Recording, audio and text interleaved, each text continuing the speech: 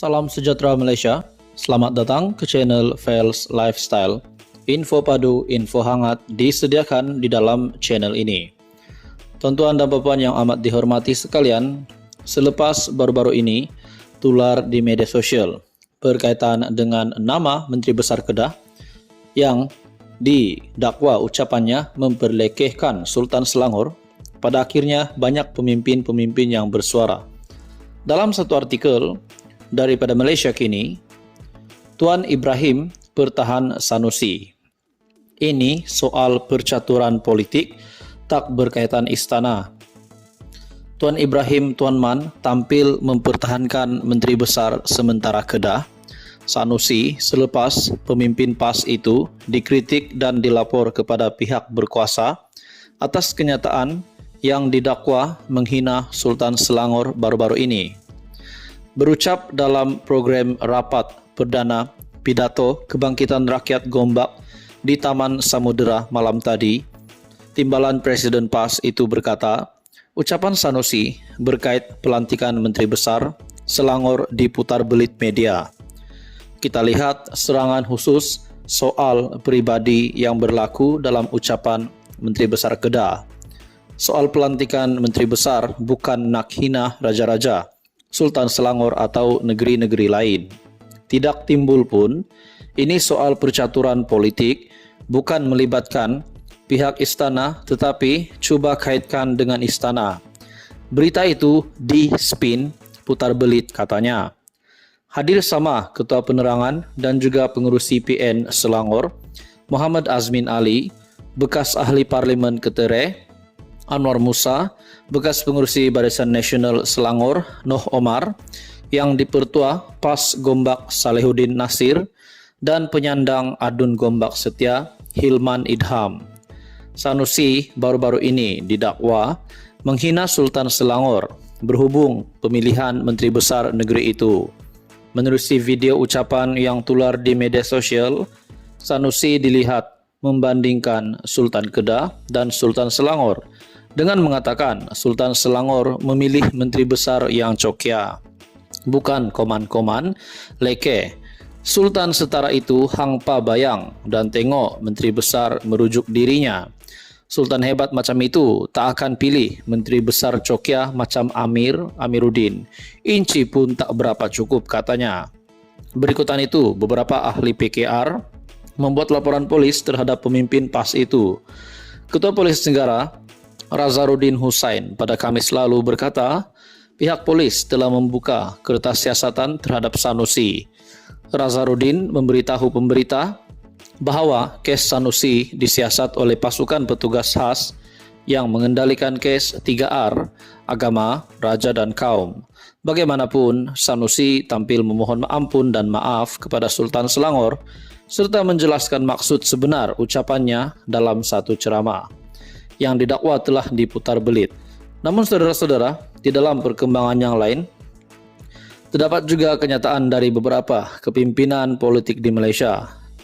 Ada yang tidak menerima permohonan maaf Sanusi terhadap Sultan Selangor, di mana dalam sebuah artikel daripada hmetro.com.my, maaf saja tak cukup, ini isu sensitif. Dan ini dinyatakan oleh Ahmad Zahid Hamidi.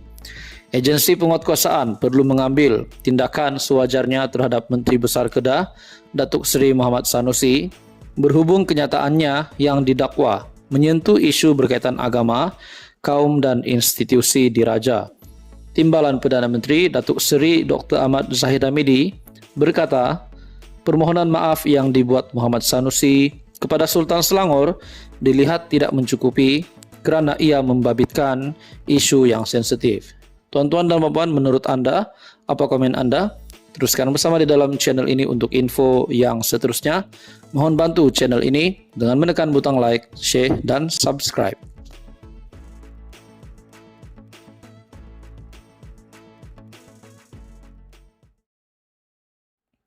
Salam sejahtera Malaysia, selamat datang ke channel Fels Lifestyle.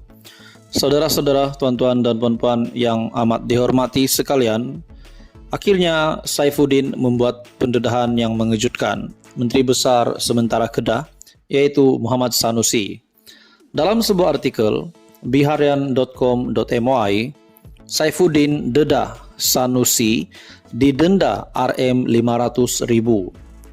Menteri Dalam Negeri Datuk Seri Saifuddin Nasution Ismail mendedahkan Menteri Besar Kedah Datuk Seri Muhammad Sanusi didenda Rm500.000 atas dakwaan mencuri unsur nadir bumi RII tahun lalu.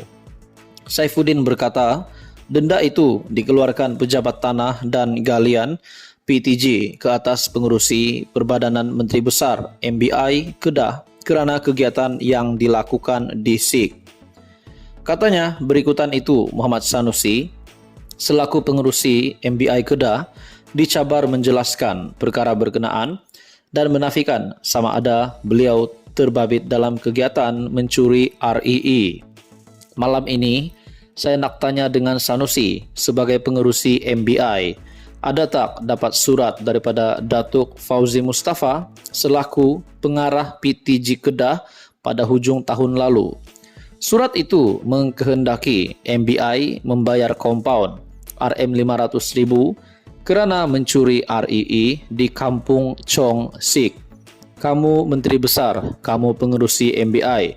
Surat itu bertarik 4 Oktober 2022 dialamatkan kepada pengerusi MBI kompaun di bawah Seksyen 426 dalam kurungan 1 Kanun Tanah Negara dalam kejadian jam 2.30 petang 24 September 2022 kerana mencuri RII yang tanda tangan Datuk Fauzi, katanya.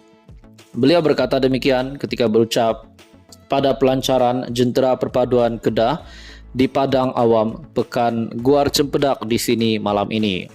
Saifuddin yang juga Setiausaha Agung Pakatan Harapan berkata, pihaknya akan terus mendedahkan kepincangan yang dilakukan Muhammad Sanusi bagi membolehkan rakyat membuat pilihan tepat pada pilihan raya negeri 12 Ogos ini. Kita lantik Menteri Besar untuk urus negeri, bukan jadi pencuri.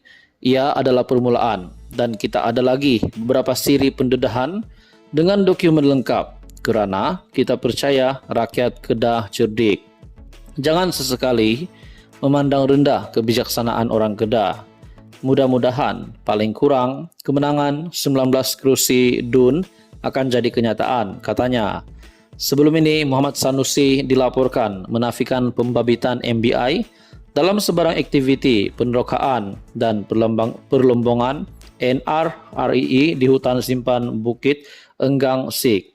Katanya kerja-kerja penerokaan di kawasan berkenaan belum dimulakan memandangkan Kementerian Sumber Asli belum mengeluarkan prosedur operasi standard berkaitan. Pada akhirnya Saifuddin membuat kenyataan bahawa telah mendedah Sanusi didenda Rm500.000 atas dakwaan mencuri unsur nadir bumi RII pada tahun lepas. Tuan-tuan dan puan semua, menurut anda, apa komen anda? Teruskan bersama di dalam channel ini untuk info yang seterusnya. Mohon bantu channel ini dengan menekan butang like, share dan subscribe.